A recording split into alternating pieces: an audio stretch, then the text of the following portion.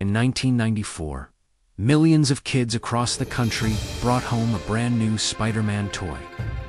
This wasn't just any action figure. This one had a special feature that made it the must-have toy of the year. It didn't just glow in the dark. It was radioactive, just like the spider that bit Peter Parker. Or so the marketing claimed. But what if I told you that this toy was UNT just bringing the fantasy of Spider-Man to life? It might have been poisoning the very children who played with it. What if this was not just a simple mistake by a toy company, but a hidden industrial disaster, sold directly into children's bedrooms? The full story is even more shocking than you can imagine. Before we uncover what really happened to the kids of 1994, do me a favor and hit that subscribe button. Because stories like this, the ones that were swept under the rug, were never meant to be remembered. Let's set the scene. The year is 1994, and Spider-Man fever is at an all-time high. The animated series was a massive hit, and kids would rush home after school, completely glued to their TV screens. They were obsessed with the world of web-slinging epic villains, and, of course, the radioactive powers that made it all possible.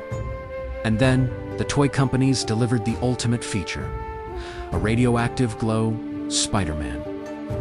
An action figure that actually glowed in the dark, mimicking his very origin story. For a kid, this was mind-blowing. It wasn't just another toy on the shelf. It was a status symbol. It was proof that you were the biggest Spider-Man fan.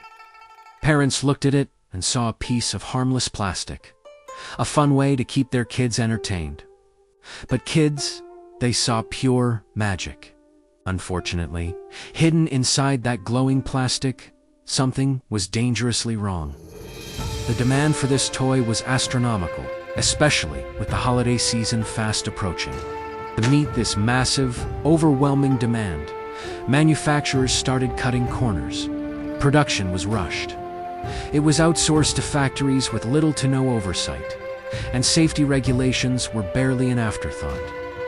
The brilliant green glow that made the toy so special didn't come from harmless, kid-safe materials.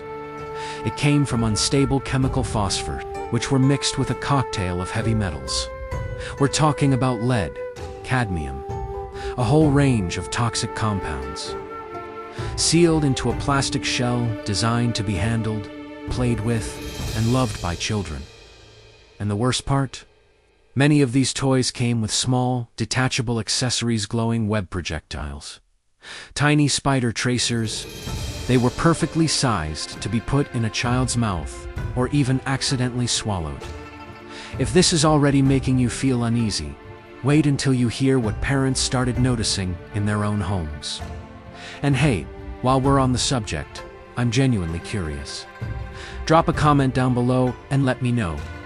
Did you ever own any glow-in-the-dark toys as a kid? What were they? It all started quietly. A strange, chemical smell coming from the toy box. A child developing an unexplained skin rash after playing with their new favorite hero. At first, parents couldn't connect the dots. They dismissed it as a coincidence, a minor allergy. But then, more stories started to surface. This was an era before social media, before a single viral post could expose a company overnight. But rumors still traveled fast. They spread through phone calls between concerned parents, whispers on the playground, and local news segments. The whispers grew into a roar. When independent consumer labs finally got their hands on these toys and ran tests, the results were horrifying. The levels of toxic materials were far, far beyond any acceptable safety limits for a children's product.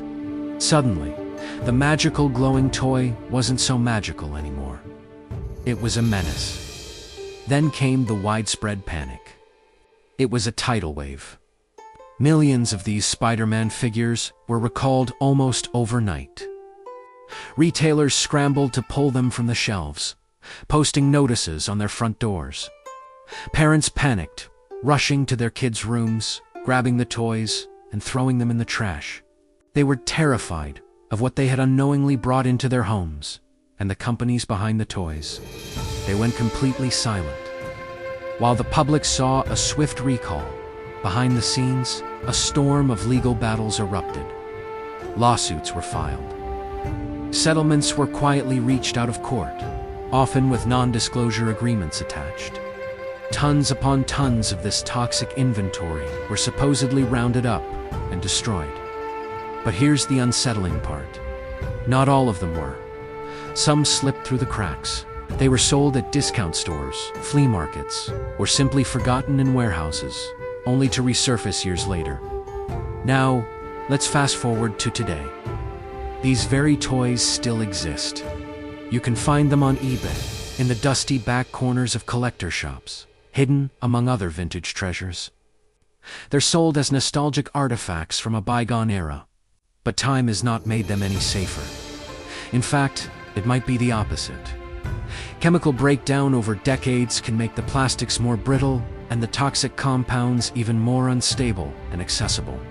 A collector might see a rare find, but what they're really holding is a small, radioactive relic of a corporate disaster. This entire incident, though largely forgotten by the public, sent shockwaves through the toy industry. It led to a complete overhaul of safety standards. Stricter regulations were put in place for materials.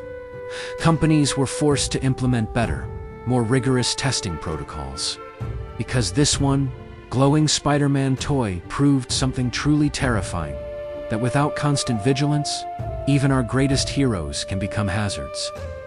Somewhere out there, right now, in an attic, a dusty basement, or an old forgotten toy box, that faint, eerie green glow might still exist. A silent reminder of the time a superhero toy became a real-life villain.